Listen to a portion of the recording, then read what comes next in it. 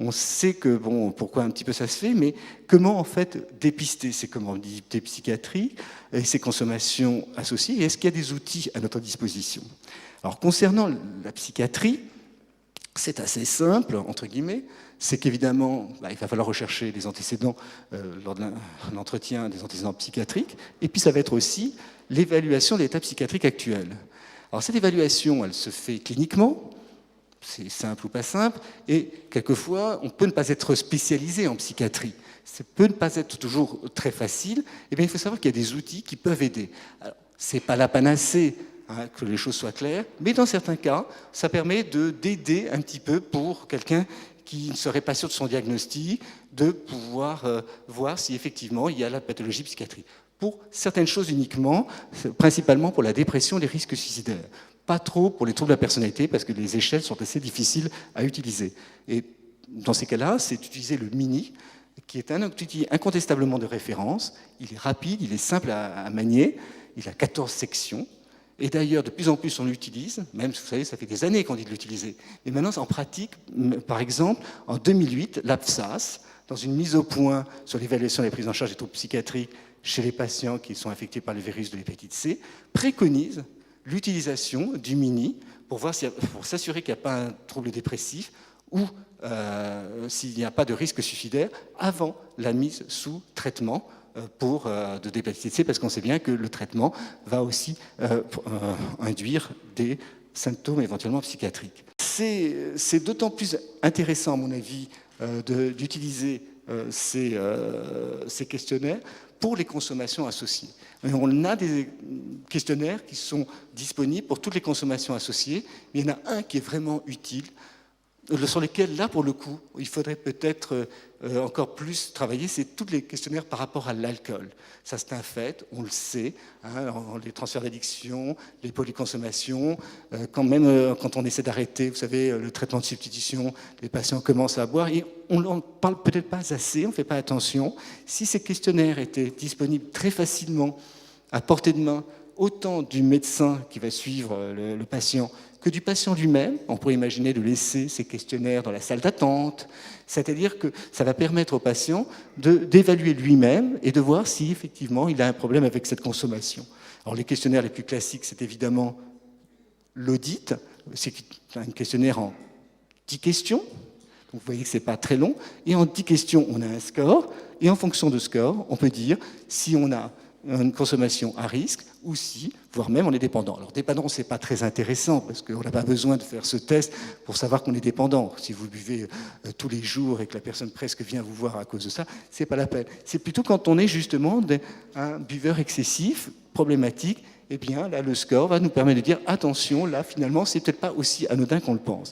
Et vous voyez, c'est des questions très simples, que le patient peut lui-même utiliser. C'est au cours d'une même occasion, combien de fois vous arrêtez de boire 6 verres standard ou plus, et en fonction, vous mettez une note de 0 à 4, 0 si c'est jamais, ou 4 si c'est chaque jour ou presque. Dans les 12 derniers mois, combien de fois avez-vous observé que vous n'étiez plus capable de vous arrêter de boire après avoir commencé?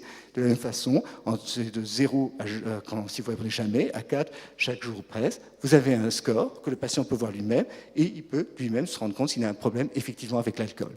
Alors il y a d'autres tests qui existent, qui sont plus simples, en 4 questions. Là, c'est un questionnaire qui est proposé par le médecin. En 4 questions, on peut déjà avoir une idée, aussi avec une note, si le patient présente ou pas des difficultés par rapport à sa consommation d'alcool. Ou encore, vous avez aussi la formule pour apprécier la consommation par entretien. C'était les médecins qui trouvaient que l'audit, c'était quelquefois un peu trop compliqué à proposer donc, aux patients, et qui ont proposé en quelque sorte ce questionnaire en 5 questions. Et vous voyez, en fonction du score, on peut dire s'il y a un excès probable ou s'il y a une dépendance. Et vous voyez, c'est une question simple. À quelle fréquence consommez-vous des boissons que dans de l'alcool? Combien de verres standards buvez-vous les jours où vous buvez de l'alcool?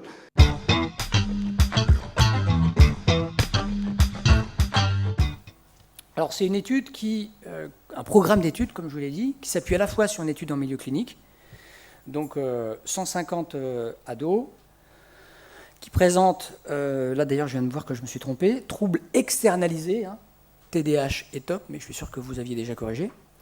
Les troubles internalisés avec les épisodes dépressifs majeurs et troubles anxieux, et les troubles liés à la prise de substances. Donc là, je vous lance aussi un appel, c'est-à-dire que si parmi vous, certains sont intéressés par cette étude, nous, on éprouve effectivement beaucoup de difficultés à recruter des adolescents qui sont suivis ou hospitalisés de première intention pour des troubles liés à des substances.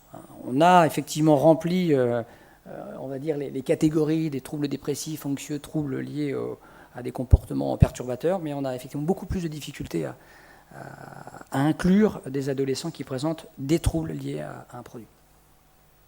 Heureusement, Emmanuel nous aide beaucoup. L'autre étude, c'est une étude donc au milieu scolaire.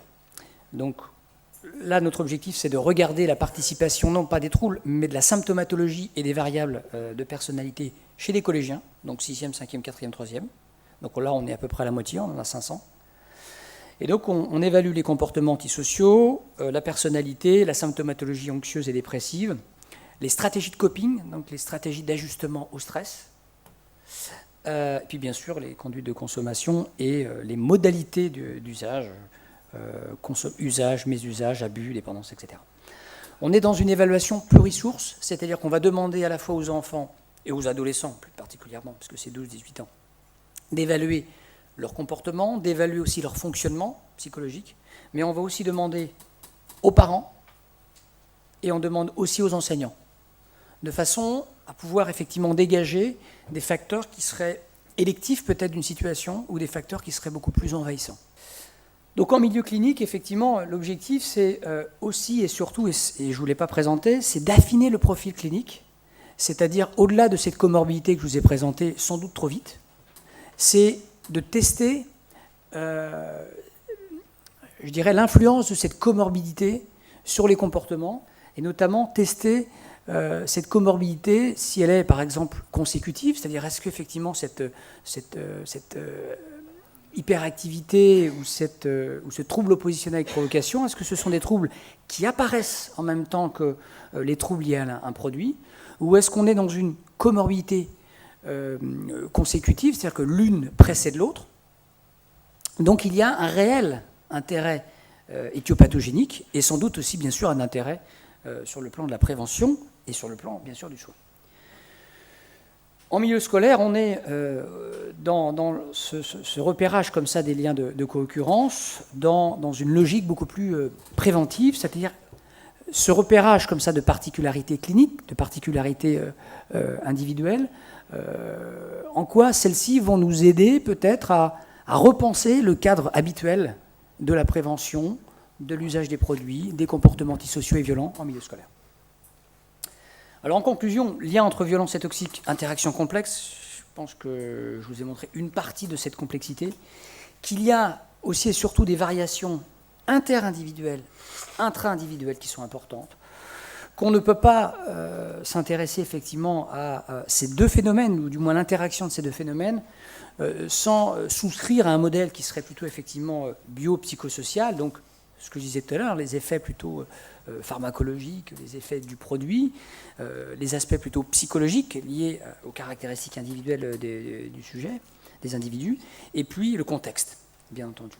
Et tous ces facteurs de risque sont bien sûr à entendre, à analyser dans une perspective non pas de la stigmatisation, mais plutôt dans une approche qui serait plutôt centrée sur une aide et une prévention, une approche centrée sur la prévention ou celle du soin.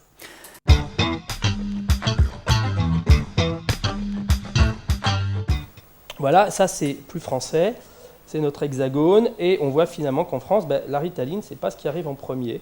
Et que finalement, pourquoi ? Tout simplement parce que les gens qui ont un trouble déficit de l'attention hyperactivité, si on veut s'intéresser à cela notamment, ils vont évoluer effectivement vers une comorbidité. Et ce qu'ils vont eux-mêmes traiter, c'est leur comorbidité, parce que c'est ce qui les handicape. Le handicap, c'est pas de courir partout ou de ne pas faire attention. Le handicap, c'est de ne pas avoir de travail, de ne pas avoir d'amis, de ne pas garder ses amis et de ne pas garder son travail et d'être malheureux finalement. Et là, effectivement, c'est la tristesse, c'est le manque de motivation, c'est le manque d'initiative, on ne veut pas aller au travail. Donc effectivement, on va prendre des produits qui calment, on va prendre des opioïdes, on va prendre des sédatifs. C'est très important de dire qu'il faut individualiser les choses, il faut les comprendre,